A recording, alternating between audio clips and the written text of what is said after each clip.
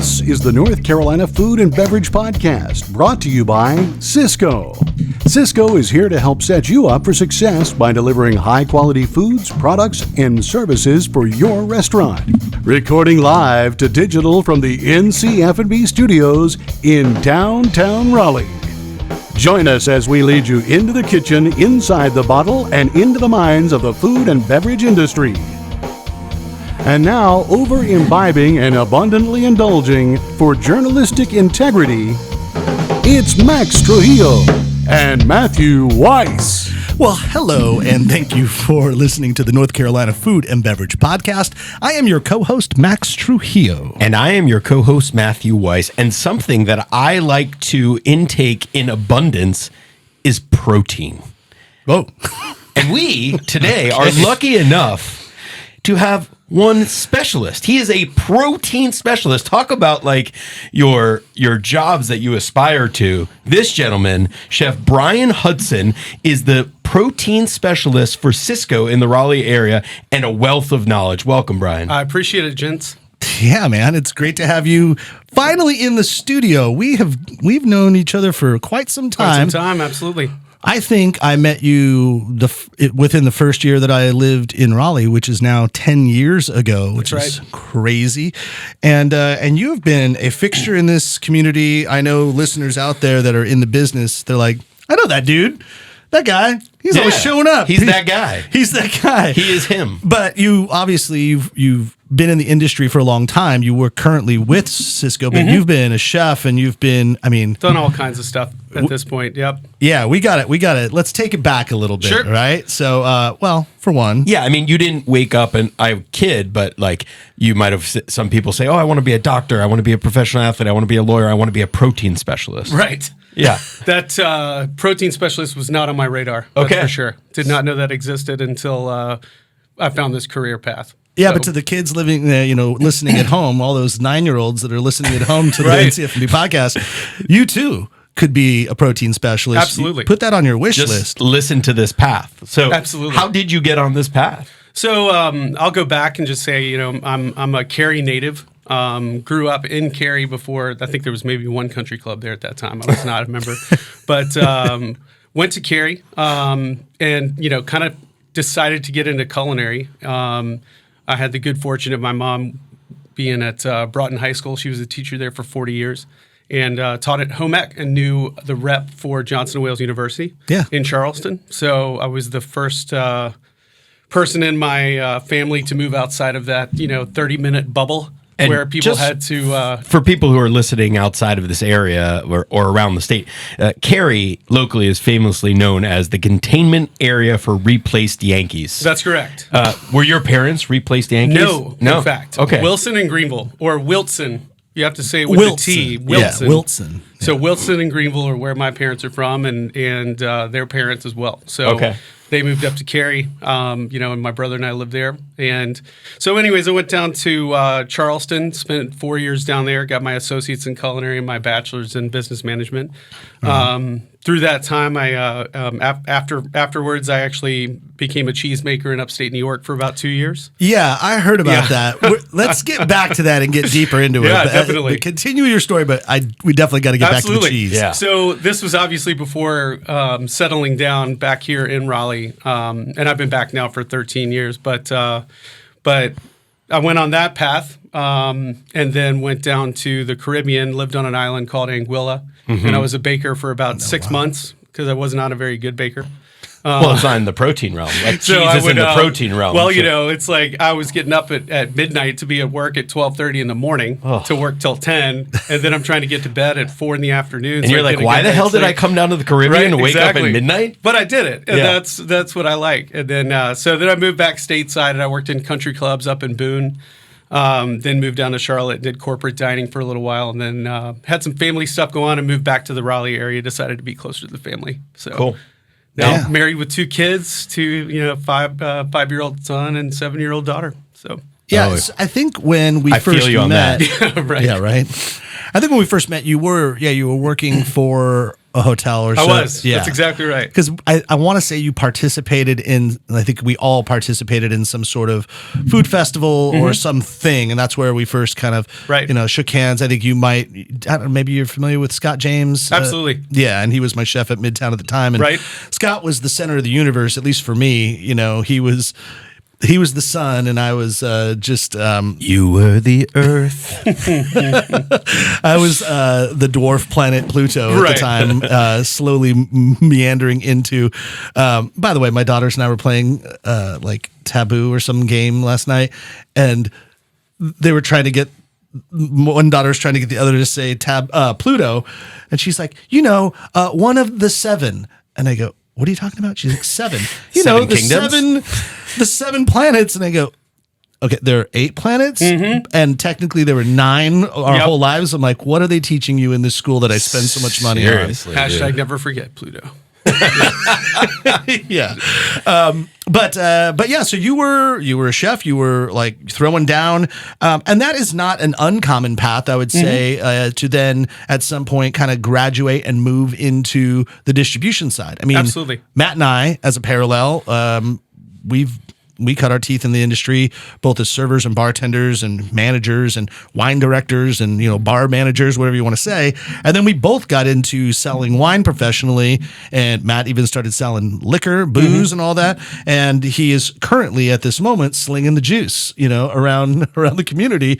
Absolutely. It's a cool gig, but I don't think we've really ever taken a deep dive into that path from being a chef and then transitioning into going into the distribution side of things. Sure. So maybe like, where was your head moments before you accepted the job to get into distribution? Absolutely. Where were you? Stressed out. And this, and it was kind of special circumstances because the restaurant I was working at, unfortunately had to close down. My daughter was being born a month later. I was working all kinds of nights and weekends and, just couldn't see my kid, and she was a month old. And, and it's, I wasn't trying to give up on what I went to school for. I was just trying to come up with some other way to incorporate my experience into my profession, and so what came along was a sales rep position where I would have been on the street selling, paper goods, chemicals, food service, or food items to restaurants. Yeah. Within 6 months of the executive chef role came open within Sysco, where we work in a $2 million test kitchen, and it's like Candyland. And at first I turned it down because I said, I got into sales. I want to do that. And then I got kind of coached and said, hey, listen, you don't understand. You're going to be the executive chef at Sysco Raleigh. Yeah. And so what that entails was, you think you know a lot about food until you have to learn about 20 different types of French fries or 15 different types of deli meats and this and that, and what is best for what customer, and then how to actually speak with them, because you can speak with, an executive chef for a country club one way, but then you also have people that have never been in restaurants that come to you for advice. Yeah. And then that's a completely different conversation. And you kind of have to handle certain people different ways. Yeah, you have to talk to the experts as much as the novice. Exactly. What was your impression of Sysco before you worked for Sysco?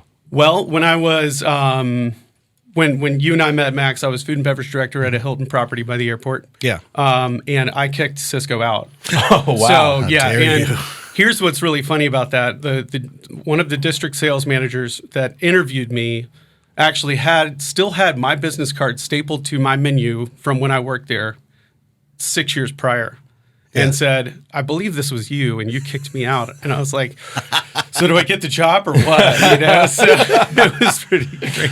And so, but he hired you, though, but he right? did, and it was just one of those where, I didn't know it was from lack of experience. I didn't know, at the time I was because you have a connotation and you hear things on the street from your other, and it doesn't necessarily hold water. Some ways it might hold water, but you don't see the other side of it. And I'll just say as a parallel, Max, and I don't know if you thought the same thing, but when I was a wine director for top restaurants in New York City. Yeah. We, amongst those working in restaurants, called the sales side the dark side. Oh, of course. Yeah. Yeah. But then you learn quickly once you go over to it, it's actually the light side because your hours are better. And you're instead of dealing mostly with novices, you're dealing more with experts than you are with novices because it's B2B. True. So, and I just think first of all, it's all about business. It's all about building your brand. So in light of that, and I want to get back in a second to talk about one of the first conversations we had as it relates to bubbles and brisket, which you were a great supporter of. But let's pause now for a quick word from our title sponsor, Sysco. It just happens to be also Sysco, but that's great because it does make sense. While we talk all day about cooking up the most delicious barbecue or artisanal pizza or craft cocktails, it's the business and the branding side of things that often determines the success in this industry. That's why Sysco, the global leader in food service, is the best resource to keep your brand strong. Sysco knows that great ingredients are only part of your recipe for success. By understanding your unique needs, they can offer you powerful solutions to run every aspect of your business. Well, how? Sysco has a team of experts that do in-depth consultations covering everything from profit and loss statements to keeping your menu on trend. Whether you're looking for training materials, food cost advantages, or service ideas, Sysco has the expertise to fit your needs. Visit Sysco.com, that's SYSCO.com, to learn more about all the great ways Sysco can boost your restaurant's business. Sysco, at the heart of food and service. All right, well, let's take a quick break and speak to our friend out there in Carborough, Lane Mitchell of Carborough Coffee Roasters. How are you doing, Lane? I'm doing really well. How y'all doing? Great. Yeah, we're just sipping on some delicious coffee. What are we drinking? Yeah, so it's fall, and one of the coffees we just got in was this beautiful coffee from the Sosa Familia, and it is really an epitome of the way we do business. We've been working with this family since 2007, so roughly about 23 years through 2 generations, and they do a lot of wash coffees. This one is a wash Caturra. They farm in Comayagua, Honduras, and I really like this coffee. It's just a good all-around coffee. So when I drink it, I really enjoy it. It has really kind of dark chocolate, caramely sweet, kind of like a dried candied orange peel flavor to it. It definitely has some floralness in it. It has some super sweet caramely flavors in it, and it's really just I call it like the best all around coffee because it's not polarizing. There's no wacky flavors in it. It's something people can drink all the time, whether or not they're drinking it in breakfast with eggs or an omelet, or after dinner or after a nice steak dinner. So I was just thinking that this is the coffee that if I was having a dinner party with my like a bunch of different friends who had different palates and tastes, this is the coffee that I would end the dinner party with. Yeah, it's like drink this and then go home. Everyone's gonna like this. Yeah. Because everybody needs a cup of coffee before they get on the road, right? Exactly. It's good for digestion too. Mm-hmm. It sure is. It sure is. Absolutely. You definitely want to go to Matt's house when he's throwing the party because he's got the wine too. So, that's always a fun place to. Well, and thanks to you at Carborough Coffee Roasters and the good coffee too. Exactly. Well, hey, Lane, thank you so much. For those that want to get more coffee in their bellies, go to CarboroughCoffeeRoasters.com. Check out all their selections. Get on their monthly delivery plan. That's the way to go. But check them out also in their locations all over in Carborough as well. So thank you, Lane. We appreciate your time. Okay, thank you. Have a good day. So speaking of the heart of food and service, so we did this awesome event, the 3rd year in a row of Bubbles and Brisket, which is a celebration of the pairing of the great sparkling wines of the world, paired with brisket. And as we've talked about many times, really an ultimate cheat code for pairing with anything. Yeah. But you and I had this conversation, and I can't remember what was the backdrop to it, but I guess, some people had been asking me about, so we're getting, because you guys sponsored that, and you guys were providing all the brisket, and some chefs were like, well, where's the brisket coming from? Sure. And then I called you and be like, hey, Bryan, can you just give me the elevator pitch? And so take me through that elevator pitch of where that brisket came from and why it's so special. Well, what was cool about that event is that we were co-sponsoring it with Certified Angus Beef. Right. So Certified Angus Beef was the very first brand, if you will, that actually put specifications on beef where it made beef consistent. So they put 10 science-based specs. And, we had spoken about, how do we say it to a chef to where it's, just a approachable kind of approachable terminology, if you will. So approachable and be able to like retain the information. Exactly. Yeah. And so what we basically said is the specifications are there to make sure that all the briskets are the same size, the briskets have the same amount of marbling, and also that it is a nonprofit company that is owned by the Angus Association of America. Oh, wow. So every time, and Certified Angus Beef can track every pound of beef from the packer to the plate. Wow. So they know exactly where all their beef is going, whether in Canada or in the U.S., because they're in both countries. And so what was kind of cool about that too is that millions of dollars have gone back into the ranchers' pockets, right, to support their family farms and their families, whereas other brands are corporate owned, right? So that's something that you can really stand behind using that brand, and I'm proud to be our Certified Angus Beef specialist for our warehouse as well. So I used to always think Certified Angus Beef was just like a term that the USDA gave to beef. Like, me too. I didn't know it was an actual company for the longest time. Oh, yeah. And then I did kind of learn this through the last few years living here in North Carolina and speaking to my Sysco rep and all. Right. I'm like, oh, this is a company. It was like, I thought it was just a term. Yeah, or a term, yeah. Yeah. If you think about it, Angus is just a breed. That's it. Yeah. But it has to be treated properly to become a Certified Angus Beef cow. Take us through in a way that I can retain it, the novice here. How do you become an Angus cow? Well, Angus is all about, the first thing first is a majority, it has to be a black coat. Okay. You can have a little white face, right? But that white influence is like a dairy cattle. Okay. Right? So what we want is first a primarily black coat, and that dictates the amount of Angus genetics in the cow. I see. They're just predetermined or predisposed to have good marbling genetics. But if you don't feed it the right way, if you don't treat it the right way, excuse me, then it's going to not have the correct marbling. Yeah.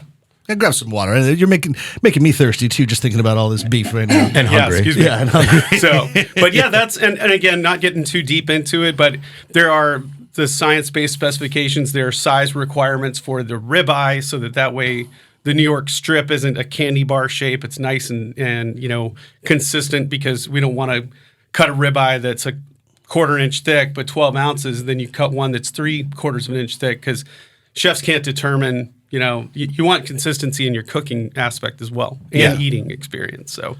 So you were first a rep, then you moved up to executive chef for Sysco. Correct. Then these specialty positions kind of come up, and I mean, is this just like the job is available? It's on like the poster, or like on the billboard, or on the tack board when you walk into the company room? It definitely can be. It was just I had the option of becoming, at that point, it was a seafood specialist.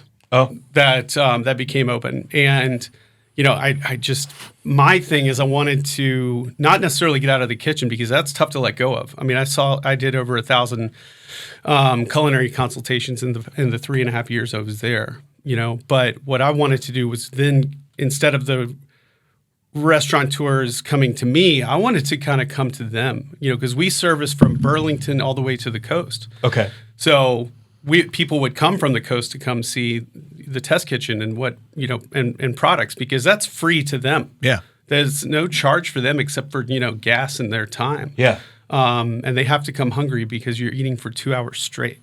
Right. So, but then what I got to do is I did one side of the protein, because we had a different, we had a different set of specialists. So we had one that handled, it was kind of targeted. But then after COVID, everything kind of changed. And the folks that were in any protein role, it was just like, why not give them all of the tools to sell and all of the tools to provide solutions for customers that need it. Yeah. So, And I know that believe me, like we get it. Sysco is our title sponsor and we have a representative from Sysco in here. So without sounding like a sales pitch, I mean, this is legit, like just wanting to know, I want to know like what the relationship is like. I knew for the longest time, trying to be a hipster, especially like in the beverage program and the wine world, you didn't want the big Kendall Jacksons and Robert Mondavis on your list because everybody has those, and you're looking for those little small, unique brands. But then you like start also understanding I have to make money in this business, and I have to figure out support and structure. So like I don't know, why is it important for a chef to like maintain a good relationship with their distributor? Well, and the thing is it's a personal relationship with not just me, but the person on the street that actually goes in the back door, right? Somebody that notices, hey, I see that there might be grease buildup on your pots and pans or whatever, and the health department might not, they might ding you for that. So I may have a solution for something like that will help you keep your score up higher, things like that. So, my goal is, and I'm not going in there just looking at proteins, things like that. I mean, if I see an opportunity for, some cool produce that somebody might like, where we have sister companies that actually help farmers get their products from the field to the farm or to the restaurants, or their cheeses, or even as far as local oysters and stuff like that. I mean, we actually help these guys get the insurance they need to then distribute their product inland and stuff like that. So, yes, we're a large company, but I mean, I'm local. I've been here forever, and that's what I love. I get to go into these restaurants that I grew up eating in, and I get to go into their kitchen and meet the owners and the chefs, and that to me is just my jam. I love and be it. a resource for Right, them. absolutely. And I also take that parallel, Max. It's the large companies, but guess what?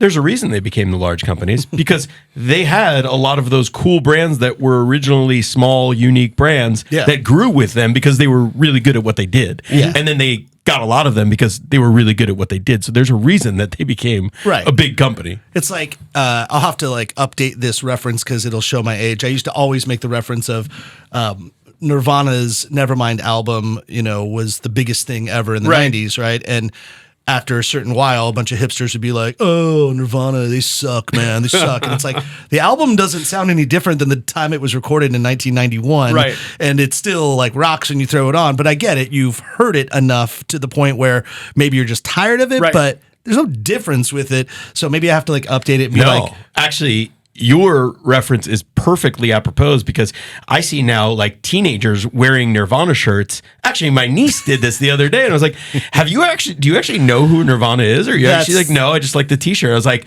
okay, we need to school you. Yeah. So that's the whole thing. I mean, my daughters I got them a Pink Floyd and a Led Zeppelin and a Rolling Stones t-shirt for Christmas, and they were so stoked, and they're like, yeah, this is great. And I said, yeah, but now we're going to have to listen to Dark Side of the Moon. You can't be a poser and rock that t-shirt and not know. They're all posers, Matt. All teenagers are posers right now. Seriously, but it's up to us to school them. So keep on with your references. There you go. Yeah. So like, Drake's album from 2 years ago is not as cool as the one that just dropped on Spotify this week, apparently. But see, I didn't even know that. No, I feel did his album, did Drake's album just drop? God's plan, son. It's God's plan. That was from his old album, by the way, because at first we were at the bottom and now we're at the top. I don't know. I can't remember any of the words. My daughter is rolling her eyes right now as I'm trying to reference Drake. That's such a loser. All right, let's get back to reality. Actually, this is a good moment to reset and go back to a point that we said earlier because I do want to, I like kind of paralleling your current position, but also finding out how you got there by going back and talking about some things that you've done before. So let's get into that cheese. Yeah. Cheddar. Yeah. So was that what you were making? No, you weren't making cheddar. Okay. But if you make were you making the rap version of cheddar? I was trying to make cheddar. Yeah, you make the cheddar. Yeah. So cash money. No, when I was in college, I just kind of got into it randomly. I like the science behind cooking. I like I like to know why something's happening when something's happening, right? Like why is a steak browning? It's not caramelization. It's the Maillard reaction. It's not that's the browning of a protein. And a lot of people that's a misconception. I got into Go on, cheesemaking. nerd. Just Come kinda, on. I know I can geek out. Yeah. So, but yeah, it was just I kind of accidentally curdled some milk, and then I was like, something clicked. It was like, why did that happen? And then I got into it, and randomly, someone from New York in the Hudson Valley area called the school asking if there was anybody that is interested in making cheese. And the Bryan Hudson and Valley. He's got curdles and milk, send him off. I was the only one. And so I went up there as an intern first for just the summer, and then came back, kind of started teaching these to our classes. I was a teaching assistant and then a second-year fellow as well during my bachelor's classes. So we were, I would teach these classes the things that I had learned up in upstate. And then I went back there, and I was a grant writer for them, as well as the head fromagier, if you will. Oh, wow. But they were a nonprofit farm. What type of cheese were you making? These were French tome-style cheeses, so they were hard cheeses that were mold-ripened. Mostly cow's milk cheeses, but we did goat's milk cheese as well as some sheep milk cheese as well. So it was a labor of love for sure.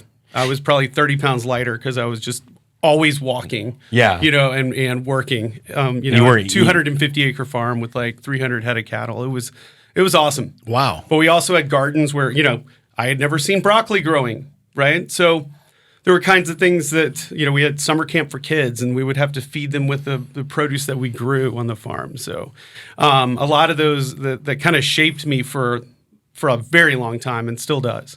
That's so funny. I mean, I don't think about this, but like obviously, if you're a winemaker, you spend a lot of your time farming. You're you're picking, cultivating the grapes and all. But I guess if you just asked me real quick to think about cheese making, I wouldn't necessarily think, oh yeah, you're also like a cattle rancher. Like absolutely, you're clearly dealing with animals all the time, and their diet is going to affect the cheese in the end, and all. I mean, obviously, going even to certified Angus beef and all of that, that's got to be the same thing. I mean, I've watched Yellowstone. I know how that works. Right. But even though they were very specific about not wanting to sell their meat, right? Wasn't that like the whole thing Costco's character was? I have not watched Yellowstone. I need to steal your Paramount Plus. So do I. I need to just give those passwords. Yeah, just send them out. Not on the airwaves, but you just send it. Okay, so cheese. I mean, but it makes sense because you're learning protein. Okay, I have this question because I've worked in steakhouses. I've cooked a lot of steaks. I've burnt a lot of steaks. Sure. With like Angus beef or certain. Is there a suggested method as a protein specialist? Like, okay, if you have this type of steak, you should cook it this way. If you have that type of steak, you should cook it this way. Or is it just simply a matter of watching in temperature? Well, and that's the thing. There's, 40 different cuts, something like that. Yeah. They're not really inventing new cuts now. I mean, there's only so many you can get from an animal. And it really is, what is that muscle doing during that animal's life that dictates how you're going to cook it, I know that if the animal walks around a lot, so that means that top round, which is the part of the leg, gets worked constantly.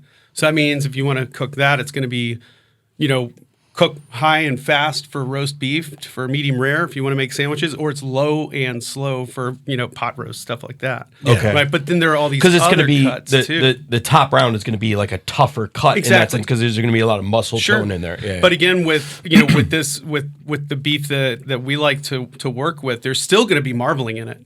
I mean, you still want to see marbling in there because that's flavor, that's juiciness and tenderness. Oh, yeah. You'll mostly see that in muscles that aren't worked a lot. That's why tenderloin is tender because the cow doesn't stand up on its back legs like we do. That's right here, folks. There you go. That's what we're talking about. He's rubbing his stomach. Okay. But if we're gonna eat Max, a tenderloin is tender, but it has less flavor, right? Because it's not worked as much, so it doesn't get all the nutrients. It does get more of the fat. So my favorite though is like a flat iron. Second most flavorful or second most tender cut on the animal. Yeah. Excuse me, not as popular or trendy, but in my opinion, just eats like a tender, but just has such great beefy flavor. That's funny that you said popular and trendy because as we don't have any different cuts, it's not like cows are changing their muscle tones. Exactly. There are trends in this, and like it used to be, like a hanger steak was a great hanger steak and fries. You could get it at a good price and you could sell it on your menu for like $15.99 or, whatever, and make good profit. And then everybody bought them, and then it soared, and then the hangers got expensive. And then flat iron is like kind of the same cut, but not. Is it just the same cut, a different name, or no? It's a different cut. No, hanger steak is actually from a different part of the animal entirely. Okay, never mind. So, but then that's what happens is that then everyone's like, well, shoot, this is so expensive. I got to move on to something else that's similar, or I can slice the same way and do it. And then then you get like the flat iron or the what is it, the chef's cup, the bave steak. Yep, absolutely. Which there's only one on the animal, right? That actually, so hanger steak is only one. Yeah. On the animal. Okay. Yep. Your bavette cut is from the sirloin flap, which is a different cut. It's on the bottom of the sirloin. A good example of a steak that went through the roof is Terrace Major, where they also call it a bistro steak.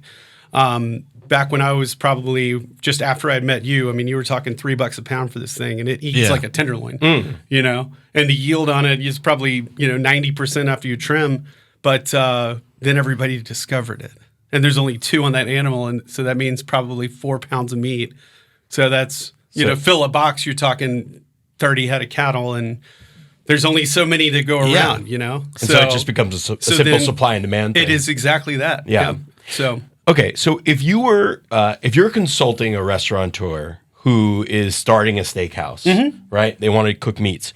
How would you advise them, like, to set up their kitchen and like to work with what cuts to be not only tasty but best revenue generators? Sure. I mean, there's this, we actually go through this quite a bit, where the old school of thought, and it's still out there, that's ingrained in most people's minds, is like this 30% food cost, right? That everything has to be 30% food cost. Right.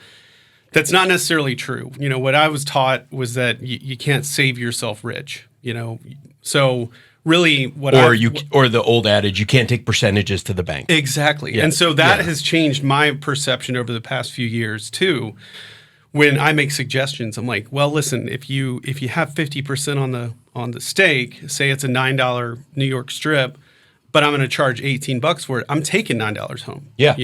Maybe you add a couple, asparagus spears and some roasted fingerling, whatever the case may be, so give or take $9, right? Then your porterhouse and things like that. I mean, get some real cool stuff on the menu. And then what I like to do too is have like the chef's cut. Yeah. Where it's kind of like the fish of the day or something like that, the day boat catch. I mean, when I'm advising, that way you can it gets your servers engaged in educating their customers, which that to me is just, I love that. I like the interaction there.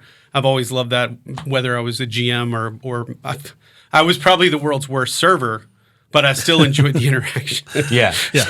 And as far as the cooking apparatuses, like, I know when I worked in some major steakhouses, the rule of thumb was like, you cook them off, right, and then hold temp and then sear it off before serving. Is that still, like, for a somewhat high volume? Is that still the way to go? It really just depends on what your kitchen setup is.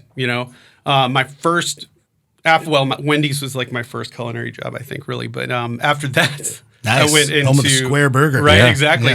Yeah. And that goes in the chili, yes. But where are all those square cows? Where do they grow those? Yeah. But I went into so uncool there. Back in Cary, the nicest restaurant around was Ruth's Chris. So it was back when they were still breaking down from primal or subprimals, things like that. So I learned butchery, and then we would use broilers, and it's this Montague broiler that was 1,000 degrees, top heat. So you've got heat coming from the top, but the bars are glowing red from that. I mean, and it's remarkable how quickly they cook, and the steaks get away from right? Yeah, yeah. Absolutely. They're just cooking that damn thing on the porcelain plates when they bring them out to you. Oh yeah, Ruth's Chris is always the one like, don't touch the plate; it's scalding hot. You're it's like 400 degrees. What are you doing bringing this to the table? Well, definitely hotter than the Latin restaurants for sure. Fajita skillet. Hot plate. Hot plate. But this one's like, no, we're literally cooking it on the plate as we bring it to you. Yeah. If you want it medium rare, we send it out rare, and by the time you eat it, it's medium rare. Yeah.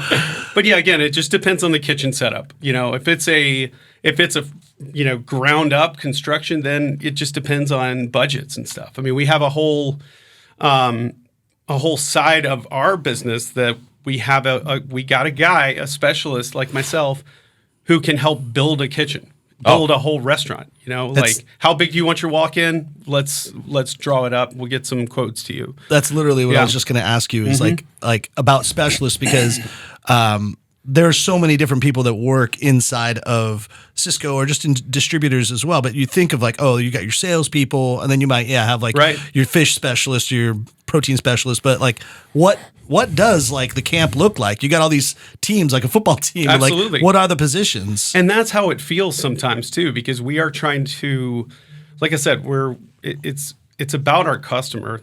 I mean, we have a protein, obviously, 2 of us in the Raleigh area.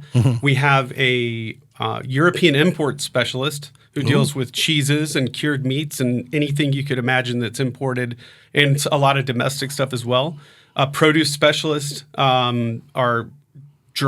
basically our equipment specialist who goes from North Carolina and South Carolina. Shout out Doug.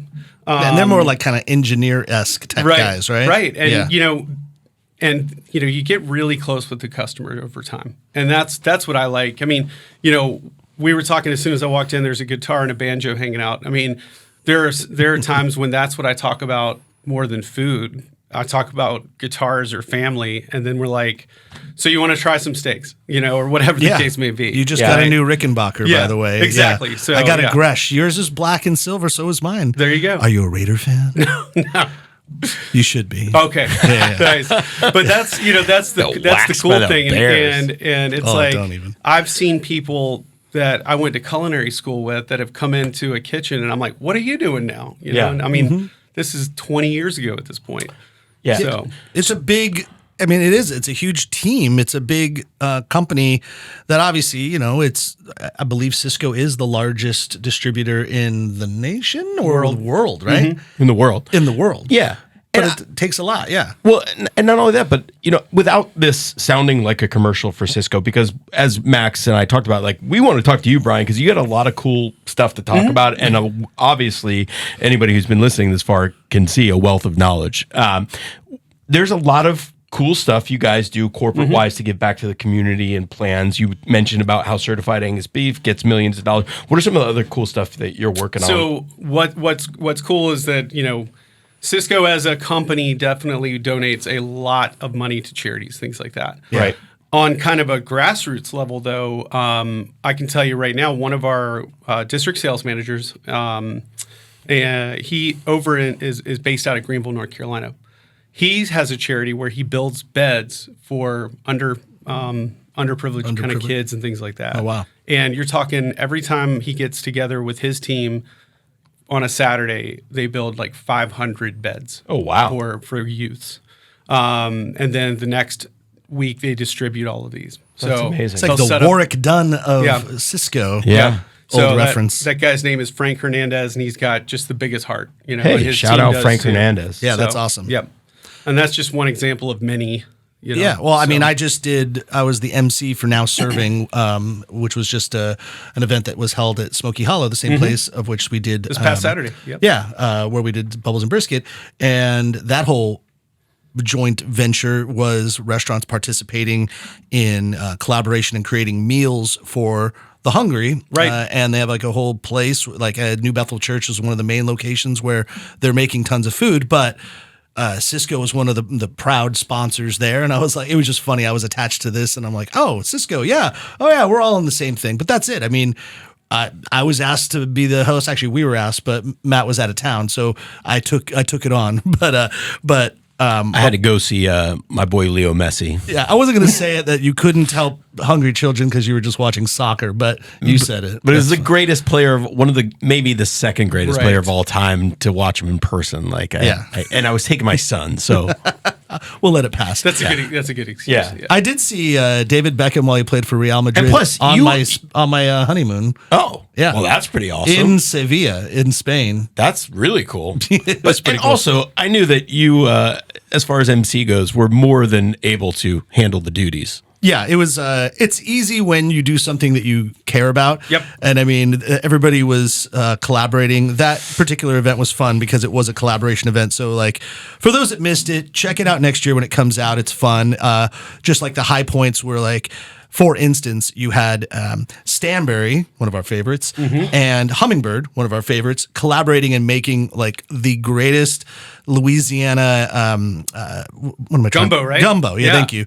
It was delicious. It was so good, and then right next to them was St. Rock and Lawrence Barbecue, Right. putting like an oyster off, like And then Tito's right down the street. You know, Oh, yeah. R&D Brewing. I mean, Yeah, it's great. Yeah, you could get like Tito's and sodas, and then you made me and my daughters some crazy bratwurst. Did some brats. Yeah. Yep. Did some brats. That's really cool. So it was Little fun. sliders. And shout out to George Hodge and Jack the Radio. That if you look right above me, and right there, that's a George Hodge original from Hopscotch. He's an artist as well as a musician. Well, I guess they're all artists if you look at it that way, right? But he was The painted arts or the drawing arts. Exactly, Yeah. exactly. But George, connecting it back to the original Bubbles and Brisket, was one of the performers that we had when we were outdoors at V Pizza in Cary. In Cary. Your homeland. Connecting Yep, it yep. back to the There it beginning is. of where you're from. There it is. Hey, Bryan, a couple of things before we get out of here.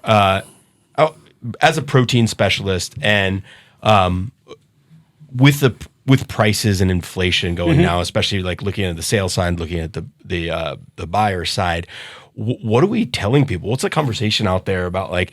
And I know, I would never forget.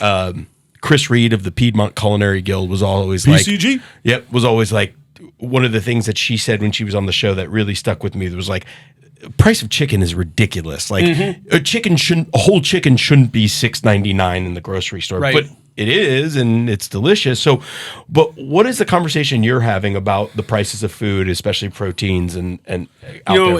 It's always, price is part of it. It's always difficult when prices go up. I mean, let's say I'm the restaurant buyer. I'm Sure. buying the same whatever cut of ribeye, and I was paying whatever, let's just say $12 a pound. Sure. I don't know if that's accurate. And now I'm paying You're pretty close. $15 a pound, or maybe even $18 a pound, or something Right, like that. right. So, yeah, what's happening out there? We do, and again, I back up our sales force. Our sales force equates to about 90 folks from Burlington to the coast, and I'm part of a bigger group called Sysco Carolinas, which consists of Sysco Raleigh, Sysco Charlotte, and Sysco Columbia, South Carolina. So Right. we're collectively the Sysco Carolinas. We get on every Friday at 8:00 a market call that discusses anything that's going to take drops or rate increases. Tell you one thing that should take a drop is a Friday morning at 8:00 call. Well, you know what? We the do bell. it. Yeah, We do there you it. go. Hey, Sorry, yeah. Well, by the way, it's nice that you guys get to do that as a call. When I worked for Southern Wine and Spirits yeah. back in California, Right. my territory was in Santa Monica. I lived in Playa del Rey, which is like right on the ocean and beautiful. But I had to drive to Cerritos, California, which was like an hour and a half. Right. It's the 561. To the it was like the 919, man. This is the we're the 919. It was the 909. 909. The 909, which for any Breaking Bad fans, that's where they originally wanted to film Breaking Bad because it's such a meth capital. Cerritos, Oh yeah. my God. But like they couldn't get the clearance, so they had to move it to like New Mexico or wherever it's got done. But just so you know, Right. to paint a picture of what Cerritos might look like, and we had to be there at 8 a.m. in Yep. person. Yeah. So like we would carpool. Me and Rebecca, she was one of my coworkers. We lived in the same neighborhood. I'm like, you want to drive this week? It's like, all right. Pick me up at 6:30 in the morning. All right. I'm like, oh. Back to the 8:00, and you have Sure. this call, and and you address it. And basically, the best that we can do is either find alternatives for customers, and this goes for whatever category it is, whether it's a protein or a produce item. What I like to do is we do these calls so that we can then call our customers and let them know ahead of time about pricing increases. Yeah. Whether they're going to buy from a competitor of ours or not. I mean, obviously we want to keep that business if we can, but it's what's best for their business in the end. You know, and I truly believe that. What do you think, though, about like as a society, we are just now more aware that, okay, I'm going to pay X amount more dollars for this. It kind of is that way, in my opinion. I mean, we've seen these pricing increases. I don't think things are going to come down. I mean, they've come down since COVID a little Slightly. bit, right? Like they were like Right. super skyrocketed, and then they've come back Last to year, earth a little crab bit. legs were $30 some odd a pound. This year, they're $6. So okay. Oh yeah.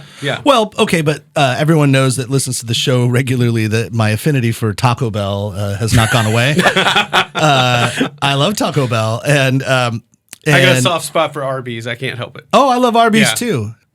I bought tacos for myself, my and my two daughters. Felicia, she will not eat Taco Bell, so like good for her.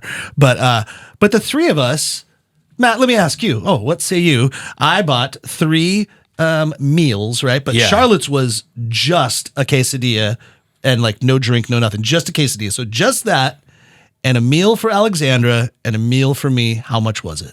So immediately, your preface, I'm going to think it's more than I would initially expect. I am not leading the witness. I'm going to say $24. That is insane. It was $24. Good. Nice. Boom, baby! Dang. How you like me He's now? on fire. That was actually awesome. It Yeah. was exactly $24. But isn't that crazy? There's is $24 at Taco Bell for essentially 2.5 meals. Right. And that I will say though, safety in numbers. If Taco Bell was still serving 3 meals for $9.99, then a customer might say, "What? Like, why is that steak so expensive at this restaurant?" But at least everyone's dealing with this. Yes. And so when Taco Bell or Chick-fil-A or wherever is going off. By the way, sidebar, our Chick-fil-A post on Instagram Oh, yeah. has like literally gone viral. That's awesome. Where you're sitting, Chidi Kumar was sitting there, and I think people even took our post out of context a little bit, which is fine because I love seeing everyone go like freak out about it. And to all new subscribers to the podcast, because of that post, I'm addressing you now. I wasn't trying to call out like local businesses or Chick-fil-A. The whole point was downtown Raleigh is struggling with its like to get people out here in food and beverage, and that even Chick-fil-A shut down. Now, granted, you could say there was a lot of reasons why it shut down. One was like it was a tester store and they were just there for a temporary amount of time. But I was just painting the image of like if Chick-fil-A, who is notably a successful business, had to shut down and leave downtown Raleigh, what does that say about it was Raleigh? a referendum about downtown Raleigh, not about Chick-fil-A. Correct. Yeah. But it is funny, that particular post, if you haven't seen it on our Instagram page, is like leaps and bounds above any other thing we've ever posted. It's like the most significant thing we've ever done. So I just wanted to acknowledge it. Yeah. It's crazy. It is funny how the algorithm works about that type Right. of stuff. Hey, speaking of chicken, and you're a protein specialist, and this is my last question, but well, it's a two-parter. Seeing as inflation and pricing, and especially with proteins, what are the coolest things out there that are still relatively affordable? One. Second part is this whole chicken made in a lab idea. And scientific chicken, and who knows what's next. Where does your stance on this, and where does Sysco stand on those things? So I can't really speak for Sysco on the lab created stuff. Yeah. I know that it's out there. It's not hit any markets yet, but we'll see. Like as far as distribution, it's not out Sure. in their No, markets yet. no, not that I'm seeing. It's still small scale, so I think it's still in the testing phase. But you are seeing it at like the National Restaurant Association food shows up in Chicago and things like that. I saw it. I tried it. Did you try it? Yeah. It tasted like chicken. Vegan, there's vegan sashimi that looks just like salmon and tuna and things like that. So I think that if there's a place for it, we'd go for it. Yeah. I mean, it's just a matter of gauging that, because we're not going to, purchase a bunch of stuff in hopes that it moves, right? You haven't talked about that on your addressed that on your 8 a.m. Friday calls. Not been on our market call yet. Okay. So no. But as far as trendy stuff is out there, I mean, you're still seeing a lot of the ethnic foods that are really, really trendy. The steakhouses are going to be staples around, I think. But again, you'll start, I think, seeing a lot of these offcuts, if you will. That's what I show more and more. Offcuts of beef. Of beef, but also pork products. yeah. I deal with seafood as well. So, shrimp is king in North Carolina, but we've also got, I think you're going to see a lot more farm-raised product on the market. which, you know, I work with a couple of startups for farm raised fish and things like that both sell fresh and frozen. Yeah. But again, it's all about sustainability with the oceans and things. I mean, there's snappers being fished out of the Caribbean, you know, groupers running into the same kind of issues too. So I think you're going to see a lot more sustainability focus on seafood in the future as well. So I think wings went down to the pricing that they were Finally. in like 2018. Yeah. So that's a good thing. And I Absolutely. think even oil, like cooking oil, fryer oil, shortening's down has dropped because those were the two ones that usually that would be your big profit margin. Let's fry some chicken wings Right. and French fries and all that, and that became kind of a struggle for a Well, if moment. you think about it, shortening is almost a byproduct for restaurants. It's just a means to cook the chicken wing. Right. You know, so that then goes into a bin later on to be recycled by a you know, company, and they have to continue just refilling those fryers. So that's an expense that adds more expense to the things being fried. You know, that some people don't necessarily think about. So Yeah. Well, this has been enlightening. Awesome. For one, you're welcome back on the show whenever. I This appreciate is that. great. Yeah. You know, even like we bring someone else in to talk. Maybe we have you sit in sometime and just chime in or so and be another fixture on this wall. But really appreciate you coming in and getting to know you more on the professional side and the personal side. I appreciate too. it, gentlemen. Yeah. Thank you. This has been great. Yeah, Bryan, thank you so much for coming in and for all that you do. And thanks for the coffee. Oh, you're very welcome, and we'll thank Carborough Coffee Roasters. And listen, hey, go find Bryan Hudson out there for all you restaurateurs, or talk to your local Sysco rep, and you will eat very merrily. Thanks for listening to the NC F&B podcast. And if you've stuck with us this long, review us on iTunes and remember, 5 stars are encouraged.